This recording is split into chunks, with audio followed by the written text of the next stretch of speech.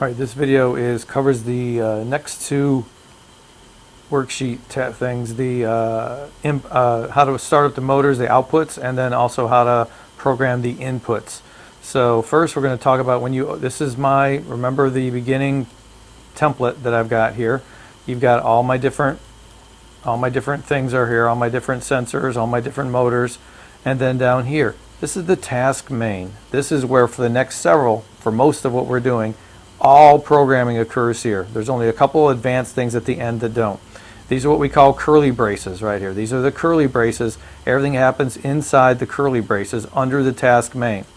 These are our programs right here. We've got our movement, starting motors. This is our flashlight and light, and our weight. This is what we're going to have for the first part.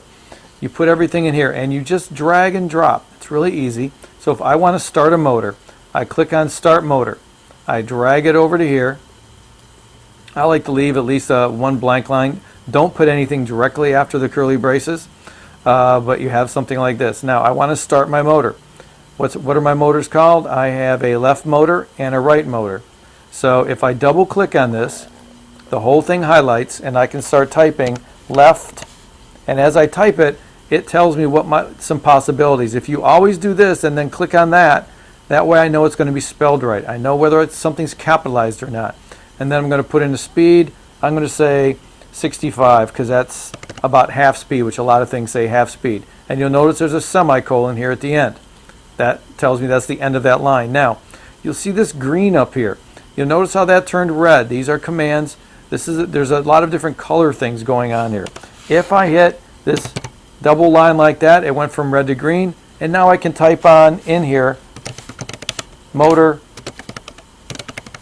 Anything after this double slash is in green. That is a comment. I'm going to be telling you that I want you to comment your code.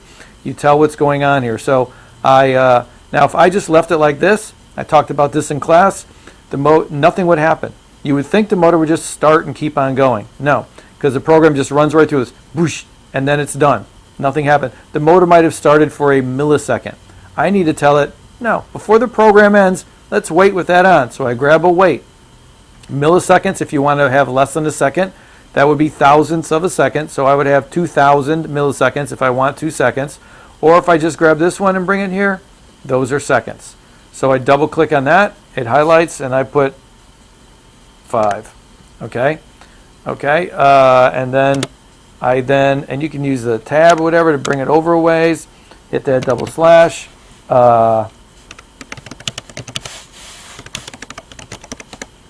And you might think, well, I don't need to explain all that, but this is wait for 5 seconds. Motor starts, wait for 5 seconds. Now, if I didn't do anything else, the motor would stop because the program would end. But I want to have a clean program that's not depending on that, so I bring a stop motor. Double click on this, and I start typing. At some point, it gets the one that I want, and I double click on that. Stop motor. Our motor stops. And you can also do these kinds of things up here. Task description would be,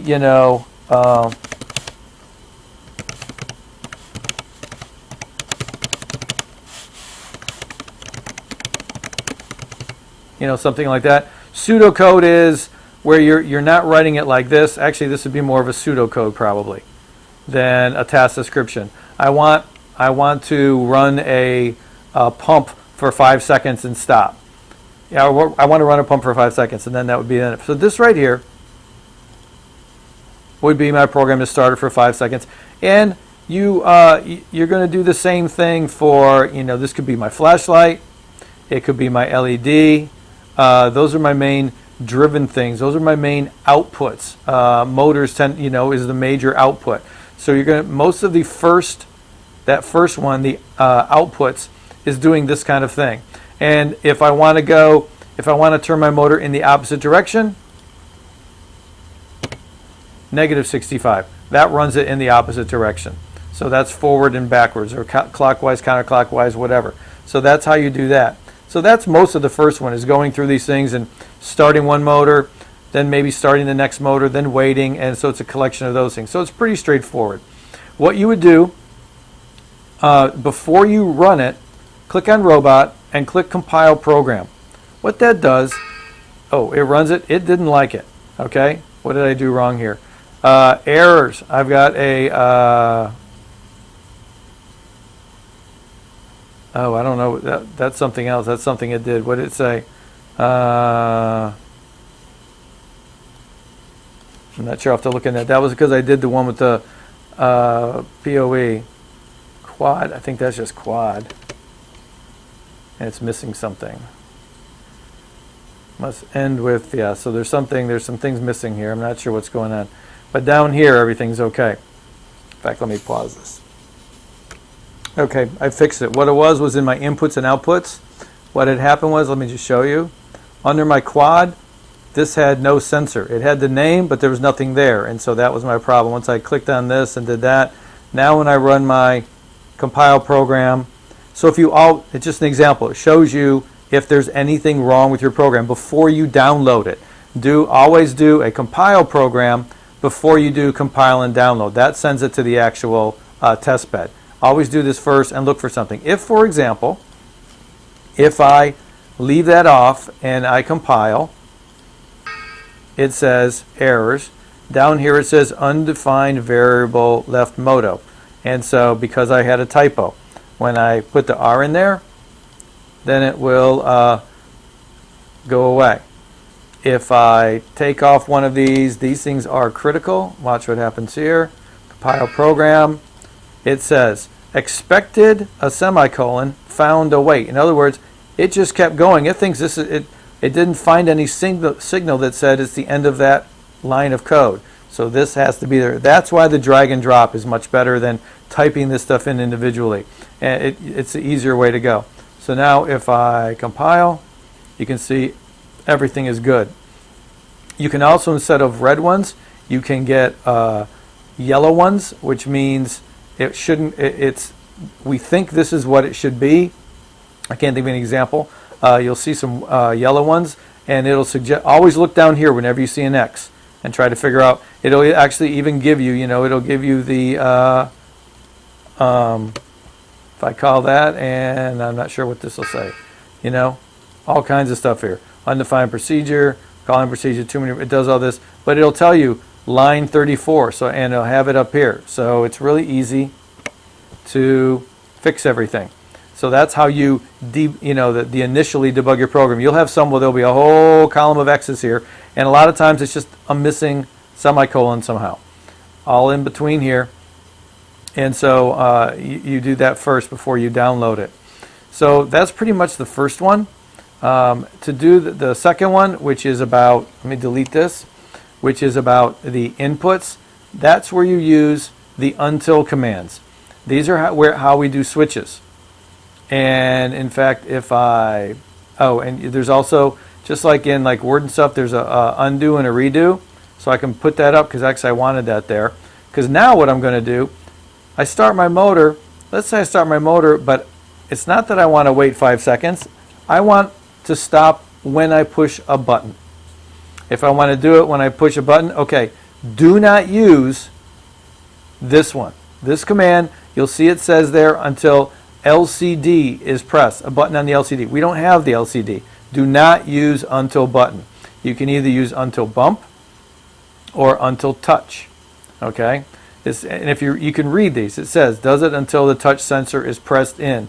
This one, it's till it's pressed in and released. So the bump switch, I push the button and then I let go. This one, as soon as I push the button. So there's different things for different ones. So I'm going to put a until bump and put that in here. Now, I need to say sensor port, and that was, I believe, my bump. I start typing it in. And delay time, actually I believe you can delete it. Let's see if that lets me go with that. And then I compile program. Yep. So that's a different thing.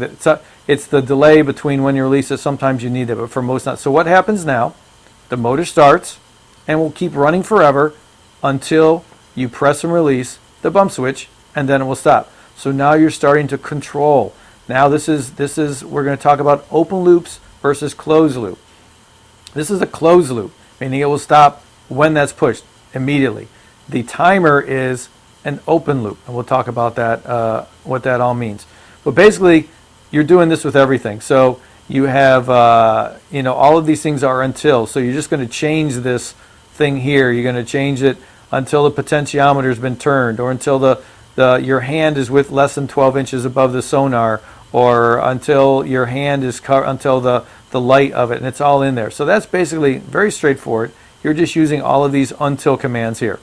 Instead of having the wait, which is a defined time, you're doing an until. So it's doing something until some sensor tells it to do something else. It might be that instead of a stop motor, maybe I want it to now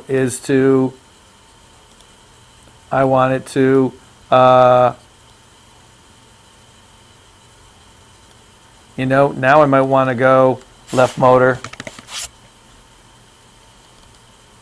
and instead of going back, so now it's going to change direction. Now, if I ran this, what would happen? This would not happen, because you either need, again, you would find you either need a wait or you need an until here. Otherwise, this is going to go, it's going to run, I hit the switch, here, boom, out of my program. So those are the basics. This should get you through those next two sections, the outputs and the inputs.